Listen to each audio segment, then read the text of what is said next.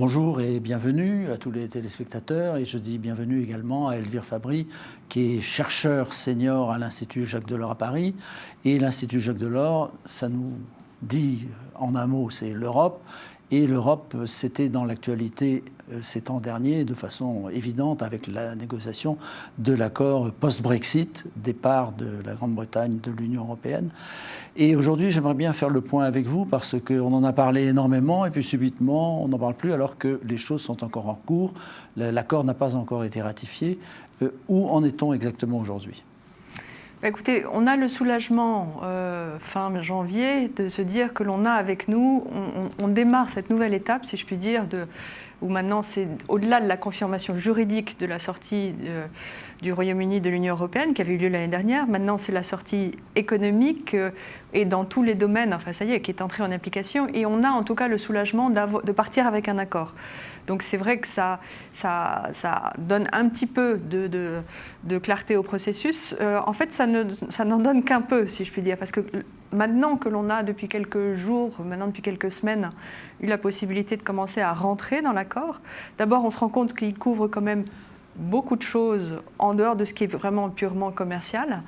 Et on prend la mesure de la complexité du nouveau mode d'emploi pour les futures relations UE-Royaume-Uni, et notamment en particulier pour les Britanniques qui, sur toute une série de sujets, vont devoir être confrontés à la diversité des spécificités, des exceptions des 27 États membres. Vous pensez qu'on est arrivé à un bon accord pour l'Europe ? J'ai le sentiment, quand on regarde les différents chapitres, que l'accord s'est quand même négocié, in fine, beaucoup selon les termes des négociateurs européens. Sur certaines questions, ils ne sont peut-être pas allés exactement aussi loin qu'ils l'avaient souhaité initialement parce qu'ils avaient des positions très offensives, notamment sur un chapitre qui est très innovant dans cet accord par rapport à d'autres accords commerciaux qui concernent les règles de concurrence équitable.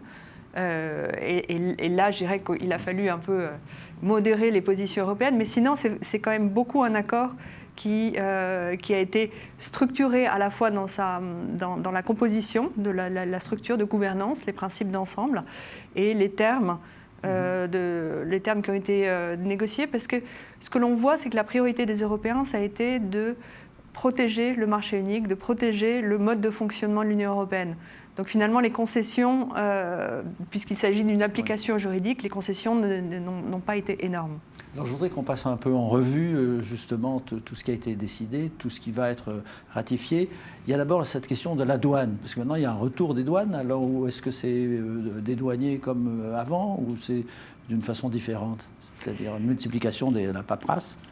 Beaucoup de paperasse parce que le paradoxe, et l'ironie de l'histoire, c'est que les Britanniques, on s'en souvient, quand ils ont voté pour sortir de l'Union européenne, c'était d'abord sur des questions quand même de libre circulation des personnes, mais voilà, ils se plaignaient énormément de la bureaucratie européenne, les normes européennes, le poids de la bureaucratie européenne.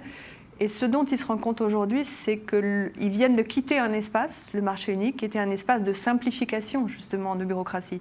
Et que maintenant qu'ils se retrouvent de l'autre côté de la frontière, puisque l'option qu'ils ont choisie, c'est un Brexit dur, où ils sortent du marché unique, ils sortent de l'union douanière, ils prennent la mesure de l'empilement de démarches administratives qu'ils doivent faire.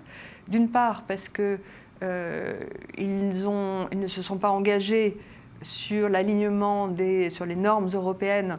Donc, dès qu'il y a des importations de produits britanniques dans l'Union européenne, il faut pouvoir contrôler que ces produits respectent les normes européennes. Et puis ensuite, s'ajoutent à ça les problèmes de TVA, les problèmes de licence que doivent obtenir les transporteurs lorsqu'ils passent d'un côté ou de l'autre. Enfin, c'est un empilement de complications. Et ça va handicaper l'économie britannique. Donc ça va diminuer le PIB, le produit intérieur brut de la Grande-Bretagne. Mais ce qui est certain, c'est qu'à court terme, ce que l'on voit, c'est que les Britanniques ont renoncé finalement à la logique du juste à temps, qui est finalement l'optimisation économique le principe sur lequel fonctionnent toutes les entreprises aujourd'hui. et que... Oui, c'est-à-dire, on peut expliquer ça un peu d'une façon un peu simple, c'est-à-dire que, par exemple, pour construire une voiture, on ne fait pas un stock de roues, un stock de pneus dont on se sert au fur et à mesure, c'est que la roue, elle arrive du fabricant le jour où on en a besoin et pas la veille ni le lendemain.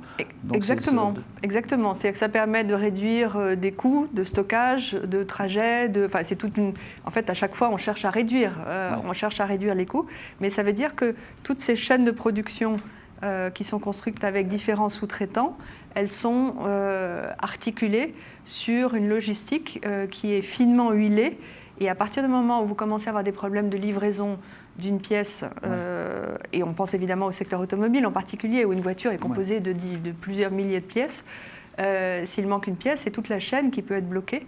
Et là, je dirais que c'est un travail de diagnostic, de savoir quel impact ça va avoir sur les chaînes de valeur, sur les chaînes de production, qui va s'établir progressivement et qui va amener à restructurer ces chaînes de production, parce que les entreprises vont, in fine, au bout de quelques semaines, quelques mois, être amenées sans doute à prendre des décisions. Donc oui, à court terme, l'impact économique, il va être important pour les Britanniques, encore plus que pour les Européens qui dépendent, qui exportaient vers le marché britannique, mais ils sont moins dépendants de ce marché que ne le sont les Britanniques de l'ensemble de l'Union européenne. Oui. Et alors, en ce qui concerne les règles de la concurrence, donc on est arrivé à se mettre d'accord. Qu'est-ce que ça se traduit comment dans la réalité ? Alors, tout le chapitre, en effet, qui concerne une concurrence équitable, c'est un chapitre qui est très nouveau, encore une fois, dans les accords commerciaux auxquels ont tenu les Européens. Parce que le Royaume-Uni n'est pas n'importe quel voisin, c'est un marché important, c'est une économie importante, très intégrée actuellement dans l'Union européenne. Donc on ne voulait pas laisser mettre en place, à la porte de l'Union européenne, un pays, une économie qui pourrait décider de changer ses réglementations. Dumping social ? Dumping social, pourquoi pas environnemental, même si de fait le gouvernement britannique affiche une ambition environnementale et un engagement très fort en matière de lutte contre le changement climatique, mais que ce soit en matière sociale, que ce soit dans le registre des taxations, la possibilité de faire appel à un subventionnement de l'État qui serait très différent des politiques qui sont appliquées dans l'Union européenne. On voit bien comment la compétitivité à ce moment-là des entreprises britanniques, encore une fois très intégrées aux chaînes de production européennes, pourrait créer des distorsions de concurrence. Et c'est là où, en matière notamment environnementale et sociale, les Européens ont obtenu d'une part que le Royaume-Uni s'engage à ce qu'il n'y ait pas, enfin d'ailleurs de manière réciproque, c'est aussi les Européens, mais qu'il n'y ait pas de régression sur le niveau actuel des normes qui ont été établies. C'est une première étape. En matière de politique de subvention également, là, sur cette question-là, on n'a pas eu l'engagement des Britanniques de s'aligner sur l'évolution des normes européennes, qui était une position très offensive, mais il y a un principe qui a été mis en place qui permet d'assurer une surveillance pour voir si les Britanniques décidant de faire évoluer leur politique d'aide publique, si ça avait un impact trop important en créant des distorsions sur le commerce ou sur l'investissement, à ce moment-là, on pourrait mettre en place de manière assez rapide, en plus c'est un mécanisme rapide, des mesures de compensation, de rééquilibrage, qui doivent évidemment respecter un principe de proportionnalité et qui seraient des mesures temporaires, mais ça permet aux Européens d'assurer cette vigilance et d'une certaine façon, c'est mis en place comme une sorte de politique de dissuasion. Les Britanniques adoptent leur propre réglementation, ils sont un pays souverain, mais tout écart significatif important par rapport aux normes européennes signifierait qu'ils se priveraient des avantages que lui donne l'accord, notamment en évitant les tarifs douaniers et les quotas. Alors il y a un sujet dont on a beaucoup parlé, bien que économiquement ça ne représentait pas, je ne veux pas dire pas grand-chose, mais ce n'était pas si important que ça en volume monétaire, par exemple, enfin en ce qui concerne les finances, c'est la pêche. Là, les Européens ont dû, je crois, en rabattre un peu quant à leurs prétentions. Quelle est la situation maintenant pour les pêcheurs européens, ou quelle va être la situation pour nos amis les pêcheurs qui savent bien faire parler d'eux et se faire entendre par les hommes politiques ? C'était un secteur très sensible et qui a été vraiment gardé pour la toute fin. On se souvient les derniers jours, les dernières heures avant la conclusion du soir de Noël, le 24 décembre. C'est une question qui était différente, qui n'a pas été traitée de la même façon que les questions réglementaires, où là, sur les questions réglementaires, il y a des principes qui s'appliquent. On respecte les normes, on peut accéder, enfin, voilà.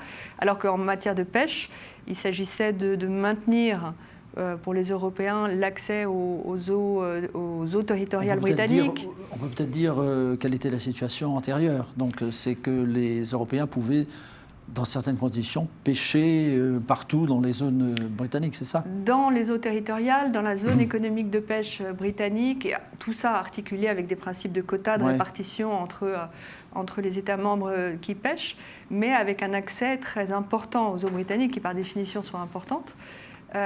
Et alors que, à l'issue du Brexit, un des principes qu'avait martelé le Premier ministre Boris Johnson, c'était de récupérer le contrôle des règles, des frontières et des eaux, c'est-à-dire récupérer finalement la capacité de pêche. Oui. Voilà. Et on se souvient que les pêcheurs, notamment, ont été très favorables au Brexit, parce qu'ils avaient comme perspective de pouvoir récupérer cette manne. Les pêcheurs britanniques. Les pêcheurs britanniques. Oui. Boris Johnson avait, il y a encore quelques mois, disait vouloir récupérer au moins 80% des quotas de pêche britanniques. Et alors là, on en est où ? Et finalement, ils se sont accordés sur 25%. Donc, évidemment, on ne s'attendait pas, côté européen, à pouvoir conserver tout l'accès actuel. Ça a été un bras de fer très tendu jusqu'au bout. Et les Français se sont en particulier beaucoup battus, ont été très entendus, très vocaux dans les derniers tournants de la négociation. Il y a en plus non seulement le quota de pêche qui a dû être rétrocédé et ne représente que 25%, ce qui est quand même significatif pour les pêcheurs européens, mais il y a une période de transition qui permet aux pêcheurs de se préparer, de s'adapter, et qui durera sur 6 ans. Donc, jusqu'en 2026. Oui, jusqu'en 2026, exactement. Et globalement, ça représente, je crois, 700 millions d'euros. Hein. Ce ne sont pas des sommes, c'est beaucoup, mais... Le secteur de la pêche ne pèse pas à la fois dans l'économie des États membres et pour le Royaume-Uni, ne pèse pas de manière très significative.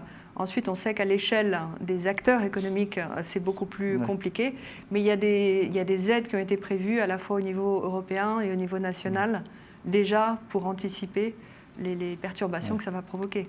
Alors j'ai une autre question, dans un autre domaine. Comment se fait-il que ni la finance, ni les services ne font partie de l'accord ? En sortant du marché unique, les Britanniques savaient, et ça avait été dit... Londres est une place financière très importante. Londres et la City, la fameuse City qu'on connaît, est un pilier du secteur des services de l'économie britannique. Et on sait que les services dans l'Union européenne, pour le Royaume-Uni, représentent 80% de l'économie. Et la City dépend énormément, notamment même de ses exportations vers l'Union européenne. Donc c'était en fait un intérêt économique majeur des Britanniques et qui a été complètement par Boris Johnson, qui s'est concentré au contraire sur le fait d'optimiser la souveraineté britannique, l'indépendance britannique, mais en sortant du marché unique, en sortant de cette indivisibilité des 4 libertés, des biens, des personnes, des capitaux, des services. Oui, des services. Et des services. Les Britanniques perdaient le fameux passeport financier. Oui. C'est-à-dire que là-dessus, ça avait été très clair. Ils n'obtiendraient pas, dans une négociation, le passeport financier qui, rappelons-le, ce qui permet dans les États membres d'avoir des formalités uniques, quoi. Voilà, de développer ces services, tous les services de toute la gamme de services sans avoir à demander financiers. chaque fois l'autorisation dans les 27 pays. C'est une simplification essentielle, majeure. Et l'alternative pour les Britanniques, c'est de devoir obtenir des Européens la reconnaissance d'un principe d'équivalence, que les normes, les réglementations qu'ils ont adoptées sont équivalentes à ce qui est appliqué dans l'Union européenne, Mais c'est une autorisation qui ne serait donnée que de manière unilatérale, qui peut être suspendue si les Britanniques aussi modifient leur réglementation de manière significative. Ça veut dire qu'ils restent très dépendants d'une décision européenne qui peut tomber à tout instant. Et pour le moment, cette équivalence n'a pas été donnée encore. Elle a été reportée. Ça fait l'objet de négociations, de discussions qui devraient aboutir bientôt ? Qui doit avoir lieu dans les mois qui viennent. Ouais. L'échéance, c'est fin mars. L'échéance qui a été fixée, c'est fin mars, pour que les Européens décident. Et là-dessus, ils ont la prudence d'avoir temporisé, repoussé cette décision.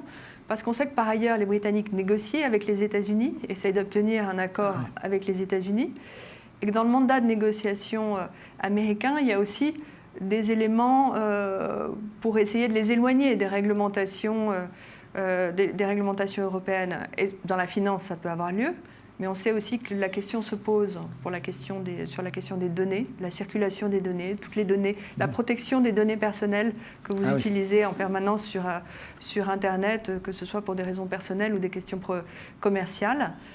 C'est aussi une question qui est en dehors, qui devra être traitée en dehors de l'accord et qui doit faire l'objet d'une reconnaissance, d'une équivalence. Et sur cette question, les Américains ont déjà très clairement dit qu'ils feraient affaire avec les Britanniques si les Britanniques s'éloignaient de la réglementation européenne de protection des données personnelles. Ouais. Ce qui veut dire que pour les Britanniques, il y a un peu la tentation de savoir s'ils restent alignés sur le modèle européen ou s'ils s'en éloignent pour se rapprocher du modèle américain. Mais à ce moment-là, ils perdent l'équivalence, ils perdent la simplicité que leur donne ce principe d'équivalence côté européen. Est-ce que l'arrivée de l'administration Biden peut changer quelque chose à la position américaine ? Parce que Biden n'était pas favorable au Brexit. Il n'était pas favorable. Il faut se souvenir qu'il est irlandais lui-même. Oui. Donc il sera particulièrement attentif à la façon dont est géré le statut de la frontière irlandaise, la façon dont on a déplacé les contrôles à la mer, la façon dont l'accord du Vendredi Saint est respecté dans l'accord de retrait. Et autant Donald Trump entendait un peu accélérer les choses, avait promis à Boris Johnson une négociation qui serait à l'avantage du Royaume-Uni, parce que ça aurait été une démonstration de l'attractivité des États-Unis et finalement un peu un coup de boutoir contre l'Union européenne, notamment dans le domaine agricole, pour éloigner le Royaume-Uni des normes européennes éventuellement, leur faire accepter des OGM ou du bœuf aux hormones. Des poulets au chlore. Du poulet au chlore. Autant Joe Biden, on le sent moins pressé. Il l'a dit clairement. D'ailleurs, il entend plutôt se concentrer sur des enjeux de politique intérieure. Il a annoncé qu'il ne signerait pas de manière rapide des accords commerciaux. Il y a moins de précipitation. Donc ce sera peut-être moins facile pour le Royaume-Uni d'obtenir quelque chose qui permette un petit peu de compenser tous les frottements qu'il y a côté européen. Alors, vous avez parlé de l'Irlande. Là, quels sont les résultats de la négociation là, en ce qui concerne l'Irlande ? Alors, le traitement, la question irlandaise, il était en grande partie déjà établi dans l'accord de retrait, puisque c'était une des questions très sensibles auxquelles les Européens avaient veillé, pour s'assurer que l'on ne rétablisse pas de contrôle entre l'Irlande du Nord et la République d'Irlande. Donc là, il n'y aura pas eu de changement ? Donc là, non. En fait, je dirais que de ce point de vue-là, il n'y a pas de changement. En revanche, là où il y a quand même des complications supplémentaires, c'est que les termes de l'accord qui font que on ne paye pas de tarifs pour les produits qui circulent entre l'Union européenne et le Royaume-Uni, ce principe, il est quand même suspendu à un élément supplémentaire qui est le respect de la règle d'origine.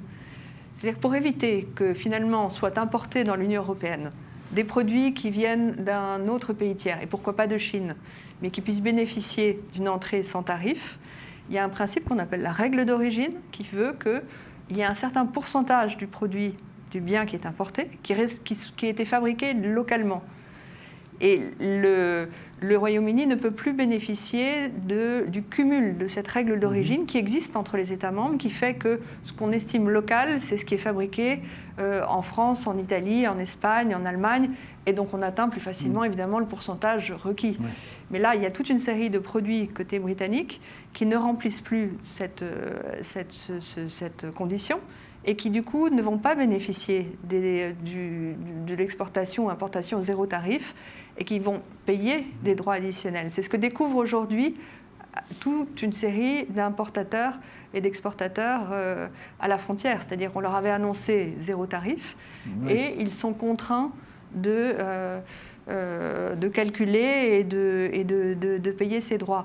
Et notamment tous les distributeurs britanniques qui importaient des produits européens pour les distribuer en Irlande, en République d'Irlande, aujourd'hui se voient contraints d'importer des produits sans payer de droits de douane, mais comme la République d'Irlande fait partie de l'Union européenne, en redistribuant en Irlande, ils sont obligés de payer des droits qui sont des droits importants. Ce qui veut dire que tous les distributeurs britanniques actuellement sont en phase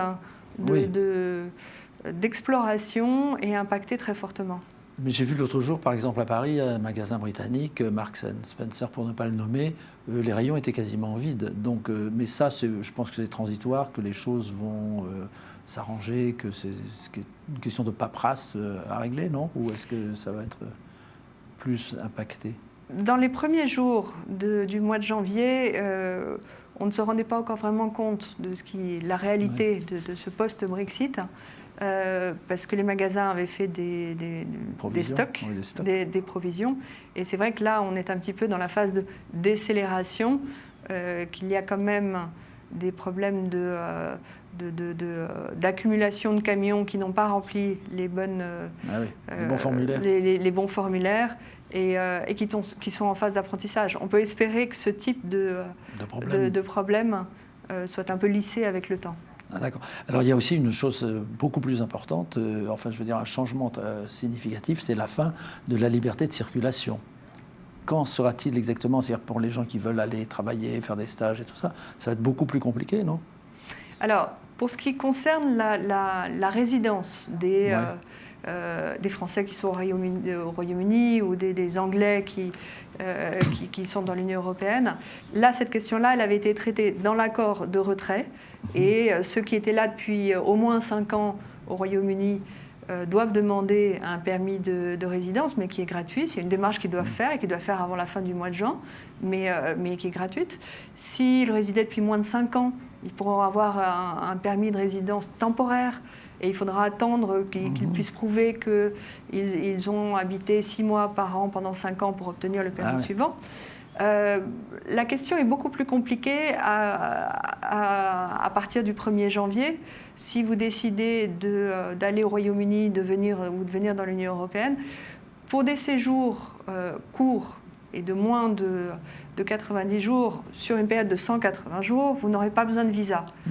Donc vous pouvez aller pour des questions de tourisme, pour aller donner une conférence, à partir du moment où il n'y a pas d'enjeu d'achat ou de vente de biens ou de services, sur cette période-là, vous n'aurez pas besoin de visa. Sinon, s'il y a une démarche commerciale, quelle qu'elle soit, il va falloir demander un visa pour les Britanniques pour rentrer dans l'Union européenne, avec la complication d'avoir à chaque fois des démarches différentes à faire d'un État membre à l'autre. Donc tout ça, ça va quand même diminuer le nombre de visiteurs allant dans un sens et dans l'autre. Non, peut-être pas de touristes, mais d'hommes d'affaires. Et Eurostar est déjà très impacté. Alors, tourisme, non, a priori, on se dit que justement, il faudra avoir un passeport et non plus une carte d'identité. Mais c'est vrai que pour tout le business, ça va représenter des choix, à vrai dire, pour l'avenir. C'est-à-dire que quand on embauchera quelqu'un, ça ne sera pas la seule question déterminante.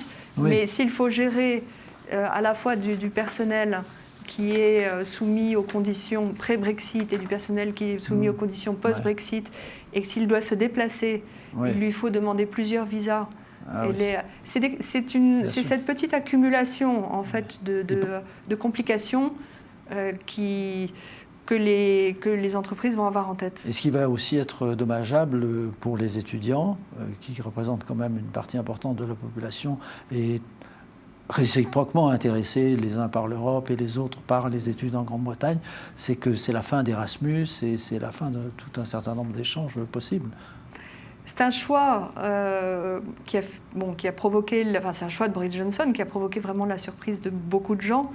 Erasmus, depuis sa création, est considéré comme un véritable succès et ne cesse d'être davantage doté financièrement pour essayer qu'il y ait de plus en plus de jeunes qui puissent y accéder. Et le retrait du Royaume-Uni a été annoncé sous couvert de coûts importants pour dire qu'il voulait surtout développer une formule alternative qui serait beaucoup plus ouverte sur le reste du monde. Rien n'empêchait les Britanniques, tout en faisant partie d'Erasmus, de développer plus de partenariats. Et on voit qu'aujourd'hui, on le voit aujourd'hui en France, de plus en plus d'universités et d'écoles de tout type développent des partenariats à travers le monde. Ça n'est pas une alternative, au contraire, c'est un complément. C'est dommage que cette question n'ait pas pu être sanctuarisée. C'est vrai que ça touche directement des milliers d'étudiants qui en bénéficiaient, et le Royaume-Uni était particulièrement attractif pour beaucoup d'étudiants.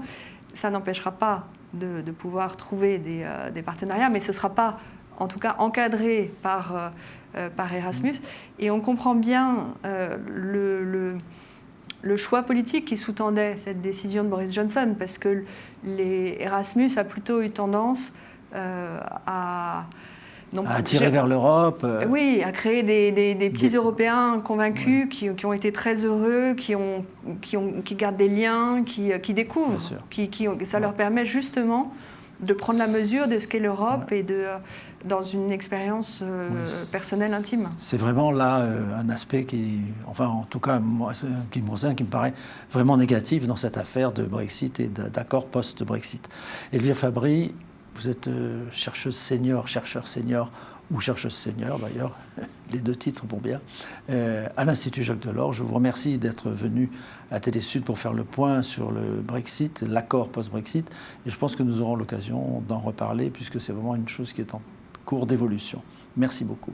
Merci d'avoir suivi cette émission et à bientôt.